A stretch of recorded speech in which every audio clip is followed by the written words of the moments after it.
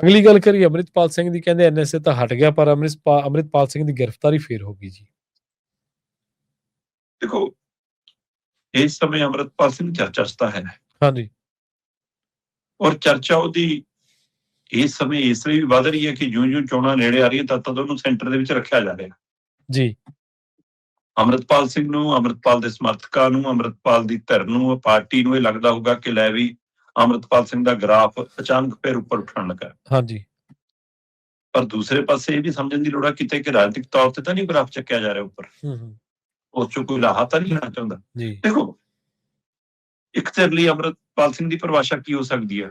ਇੱਕੋ ਨੌਜਵਾਨ ਜਿਹੜਾ ਅਚਾਨਕ ਆਇਆ ਬਾਹਰੋਂ ਦੁਬਈ ਤੋਂ, ਤੇ ਲਓ ਜੀ ਉਹਨੇ ਨਸ਼ਿਆਂ ਦੇ ਖਿਲਾਫ ਮੁਹਿੰਮ ਸ਼ੁਰੂ ਕੀਤੀ, ਬਹੀਰ ਕੱਤੀ ਤੇ ਜੀ ਏਜੰਸੀਆਂ ਨੇ ਕਾਰਵਾਈ ਕਰਤੀ। ਉਹਦੇ ਇੱਕ ਲਈ ਹੋ ਸਕਦੀ ਹੈ ਕਿ ਵੀ ਉਹਨੇ ਪੰਜਾਬ ਦੇ ਵਿੱਚ ਰਾਜਨੀਤੀ ਨੂੰ ਨਵੀਂ ਹਵਾ ਦਿੱਤੀ, ਨਵਾਂ ਮੋੜ ਦਿੱਤਾ, ਮੁੰਡਿਆਂ ਨੂੰ ਇੱਕ ਨਵਾਂ ਰਾਹ ਦਿਖਾਇਆ, ਲਓ ਵੀ ਇਹ ਹੁਣ ਨਵੀਂ ਲਹਿਰ ਉੱਠ ਰਹੀ ਹੈ ਪੰਜਾਬ 'ਚ। ਉਹ ਤੋਂ ਗਾਂਹ ਵਾਲੇ ਕਦਮ ਲਈ ਵੀ ਹੋ ਸਕਦੀ ਹੈ ਕਿ ਜਿਹੜੀ ਜੀ ਗਰਮ ਖਿਆਲੀ ਲਹਿਰ ਮਰ ਗਈ ਸੀ, ਲਓ ਜੀ ਅੰਮ੍ਰਿਤਪਾਲ ਸਿੰਘ ਨੇ ਉਸ ਲਹਿਰ ਨੂੰ ਮੁੜ ਕੇ ਜਿਉਂਦਾ ਕਰਤਾ।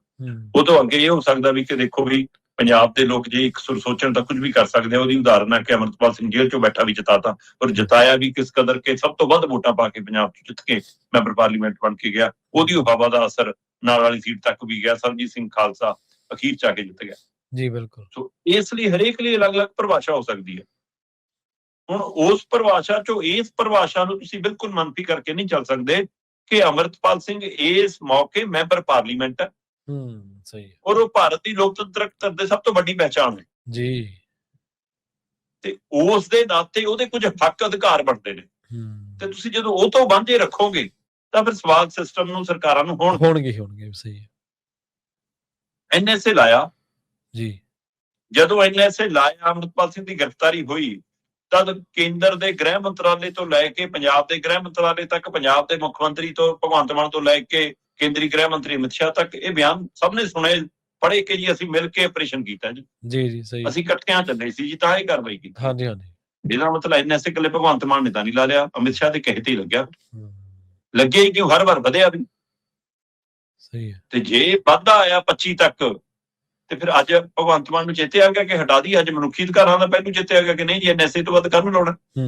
ਇਹਦਾ ਮਤਲਬ ਭਗਵੰਤ ਮਾਨ ਹਟਾ ਰਿਹਾ ਜਾਂ ਫਿਰ ਅਮਿਤ ਸ਼ਾਹ ਹਟਵਾ ਰਹੇ ਨੇ। ਜੇ ਇਹ ਲੱਗਦਾ ਕਿ ਅੰਮ੍ਰਿਤਪਾਲ ਦੇ ਦਬਦਬਾ ਕਰਕੇ ਹਟ ਰਿਹਾ, ਫਿਰ ਤਾਂ ਪਹਿਲਾਂ ਲੱਗਣਾ ਹੀ ਨਹੀਂ ਚਾਹੀਦਾ ਸੀ। ਜੀ ਸਹੀ ਹੈ। ਇਹਦਾ ਮਤਲਬ ਜਿਹੜੇ ਹਟਾ ਰਹੇ ਨੇ ਉਹ ਇਹਦੇ ਵਿੱਚੋਂ ਆਪਣੀ ਰਾਜਨੀਤੀ ਦੇਖਦੇ ਨੇ। ਠੀਕ ਹੈ, ਜੇ ਅੰਮ੍ਰਿਤਪਾਲ ਸਿੰਘ ਬਾਹਰ ਆਵੇ ਤਾਂ ਕਈ ਵਾਰ ਗੁਣੂਏ, ਜਿਹੜੇ ਰਾਜਨੀਤਿਕ ਗੁਣੂਏ ਲਾਏ ਹੋਏ ਨੇ, ਚਾਹੇ ਬੀਜੇਪੀ ਨੇ ਚਾਹੇ ਆਪ ਨੇ, ਉਲਟੇ ਪੈ ਸਕਦੇ ਹੁੰਦੇ ਨੇ। ਸਹੀ ਹੈ।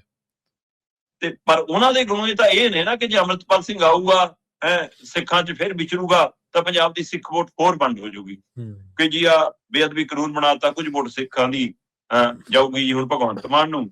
ਜੇ ਅੰਮ੍ਰਿਤਪਾਲ ਸਿੰਘ ਵਿਚਰੂਗਾ ਤਾਂ ਕੁਝ ਵੋਟ ਸਿੱਖਾਂ ਦੀ ਜਾਊਗੀ ਅੰਮ੍ਰਿਤਪਾਲ ਸਿੰਘ ਨੂੰ। ਤੇ ਪੰਥਕ ਅਕਾਲੀ ਦਲ ਦੇ ਤੌਰ ਤੇ ਐਸਜੀਪੀਸੀ ਨਾਲ ਜਿਹੜੇ ਜੁੜੇ ਨੇ ਪਰਿਵਾਰ ਕੁਝ ਨੇ, ਉਹ ਜਾਣਗੇ ਕੁਝ ਸੁਖਬੀਰ ਬਾਦਲ ਹੋਰਾਂ ਨੂੰ। ਤੇ ਜੀ ਇਸ ਲਈ ਕਿ ਸਿੱਖ ਵੋਟ ਪੰਜਾਬ 'ਚ ਵੰਡ ਹੋਗੀ, ਬਾਕੀਆਂ ਨੂੰ ਅਸੀਂ ਟੈਕਲ ਕਰ ਲਾਂਗੇ, ਆਪਣੀ ਗੱਲ ਬਣ ਸਕਦੀ ਹੈ। ਇਹੀ ਬਣਾਉਣ ਨੂੰ ਫਿਰਦੇ ਆ ਨਾ ਆਮ ਆਦਮੀ ਪਾਰਟੀ ਤੋਂ ਲੈ ਕੇ, ਇਹੀ ਸਕ੍ਰਿਪਟਾਂ ਲਿਖੀਆਂ ਜਾ ਰਹੀਆਂ। ਸਹੀ ਹੈ। ਹੁਣ ਇਸ ਲਈ ਸਵਾਲ ਇਹ ਹੈ ਕਿ ਐਨਐਸਏ ਹਟਾਉਣ ਲਈ ਤਾਂ ਤੁਸੀਂ ਤਿਆਰ ਹੋ ਗਏ ਜੀ, ਤੇ ਹਦਾਇਤ ਤੁਹਾਨੂੰ ਜੇ ਉੱਪਰੋਂ ਆਈ ਆ ਤਾਂ ਫਿਰ ਉਹ ਤਾਂ ਇਹ ਵੀ ਚਾਹਣਗੇ ਕਿ ਜਦੋਂ ਲੋੜ ਹੋਊਗੀ ਪੰਜਾਬ 'ਚ ਅੰਮ੍ਰਿਤਪਾਲ ਨੂੰ ਵਿਚਰਨ ਦੇਈਏ। ਸਹੀ ਹੈ। ਇਹਦਾ ਮਤਲਬ ਅਜੇ ਉਹ ਨਹੀਂ ਚਾਹੁੰਦੇ ਕਿ ਤੁਸੀਂ ਉਹ ਨਹੀਂ ਚਾਹੁੰਦੇ।